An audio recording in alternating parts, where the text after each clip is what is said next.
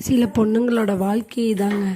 ஒரு ஒரு அம்மா கொஞ்சம் வயசானவங்க தான். அவங்க வந்து பைக்கை விட்டு கீழே விழுந்துட்டாங்க. கீழே விழுந்துட்டாங்களே, நாங்கள் பக்கத்தில் இருந்தவங்க நாங்கள் தூக்க போகிறோம். யாருமே இல்லை, நானும் இன்னொரு அண்ணா இருக்கோம், தூக்க போகிறோம்.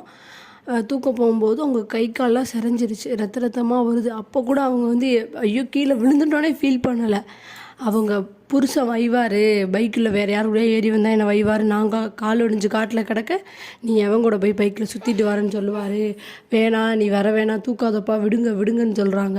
அவங்களால எந்திரிக்க முடியல, அவங்களுக்கு கிறுகிறுன்னு வேறு வருது. அவங்க கொண்டு வந்த பையெல்லாம் கீழே கிடக்கு. அப்போ அவங்க சொல்கிறாங்க என்கிட்ட, நீ சொல்லாதப்பா, நான் பைக்கில் ஏறி வந்தேன்னு சொல்லாத, அந்த மனுஷன் என்னை திட்டுவார், நீ எவன் கூட போய் பைக்கில் சுற்றிட்டு வரேன்னு கேட்பார். இத்தனைக்கு வயசானவங்க, அவங்களுக்கு எப்படி குறைஞ்சது ஒரு 60 வயசு இருக்கும். அப்போ ஒரு ஆம்பளை கால் ஒடிஞ்சு கிடந்தா ஒரு பொம்பளை வேறவங்கள தேடி போயிடுவாங்கன்னு எல்லா ஆம்பளையும், சில பொண்ணுங்களை இப்படி தான் நினைக்கிறாங்க. ஒருத்தவங்க சரியில்லாட்டி இன்னொருத்தவங்ககிட்ட போயிடுவாங்களா? சில பேர் இருக்கலாக்கன்னு எல்லாரும் அப்படியே போயிடுவாங்களா?